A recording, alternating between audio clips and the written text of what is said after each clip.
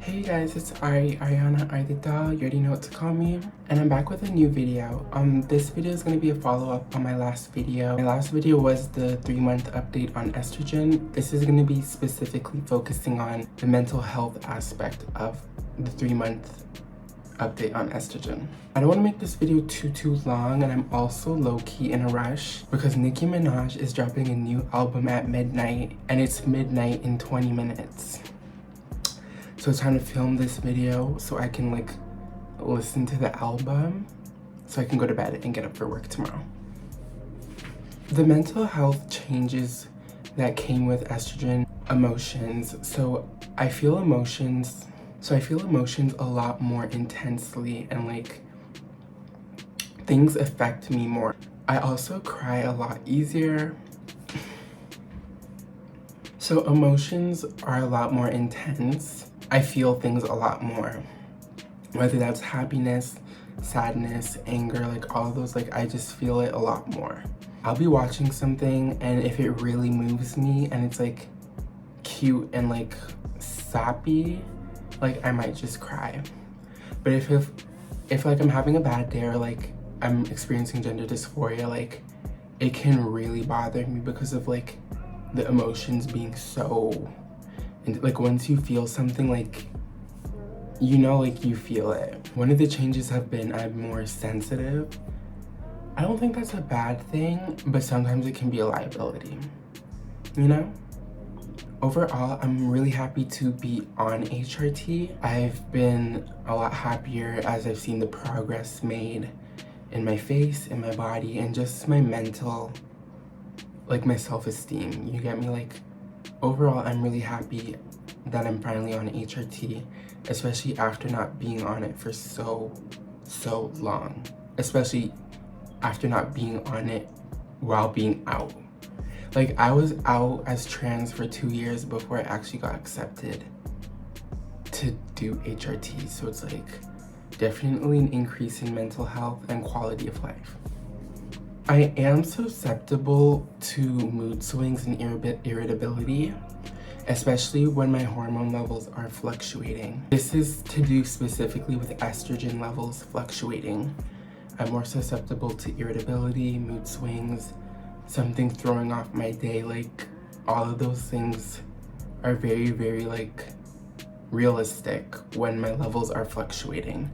So this might be before my next injection type vibe. You get me? The day before I take my next injection, I might be extra susceptible to mood swings and irritability. My body image has definitely gone up as I've seen the feminizing changes coming from HRT, especially in my face. My self-esteem has gone up because it's I'm seeing feminine changes coming to my physiology, as well as with my body, the muscle atrophy, my arms becoming less toned, my legs becoming less toned, my chest growing. All of these things have contributed to a boost in my self-esteem. Also, because of this increase in confidence and self-esteem, I've been a lot more comfortable expressing my femininity. I don't know if that makes sense, but knowing that I'm heading into the right direction of where I want to go, I've been a lot more comfortable expressing myself. I don't know how else to really say that, but yeah. To cope with the intense feelings and the mood swings and the irritability, that's one of the reasons why I inject every 4 days rather than 5, because I find when I inject every 5 days, it gives too much of a time period for my levels to drop to the point where I'm really moody. So by injecting a bit earlier, I can avoid most of the moodiness. When I'm feeling extra moody, irritable, or my day is affected, I'll either smoke, journal. Journaling has helped me so much. Anytime I've been bothered about something, or I can't get something off my mind, when you keep thinking about something, it doesn't really do much good for you. But when you really write down your feelings, thoughts, just journal what's been going on in your life, and you get it down on paper and you actually can acknowledge it, it's so like healthy, and like I'm able to like process my emotions and just move on. So when I'm really feeling like bothered or something, like I'll journal, I'll smoke. Some other things I'll do, I have a 20-minute skincare routine, so I'll literally just like give myself some love and do my skincare routine. Doing my makeup is so therapeutic for me. Or I'll just go work. Like, usually when I'm caught up in my feelings, it's like I don't have anything to take my mind off things.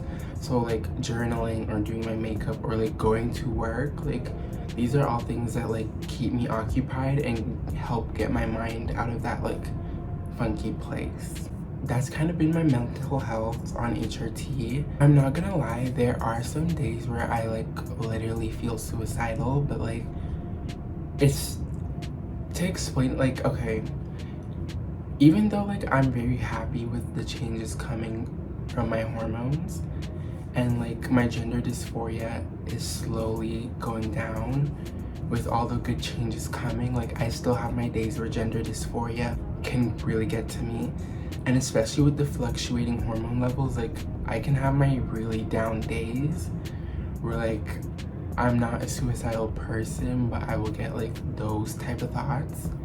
And when I do get those type of thoughts, that's when I really get to journaling. And it's just like, coming from a previous history with mental health, I just have to like keep myself grounded and remind myself that it's like, okay, this is not really how things are. You're just feeling this way because of this, or you get me? So I'm not even gonna lie, I do have my moments, but it's like, but overall my mental health has been going up. My self-esteem, my confidence, my quality of life, a lot of things have been going up since starting HRT. And if you haven't already, go and check out my 3-month update on estrogen. And if you haven't already, go and check out my 1-month update. But yeah, I never wanted to make this video too long. And as you know, I do have a Nicki Minaj album to listen to. She only releases an album like every 4 to 5 years, you guys. Like, this is a big moment. So thank you for watching. I hope you found this video helpful, and I will see you guys in the next one. Thank you for watching The Doll is Offline.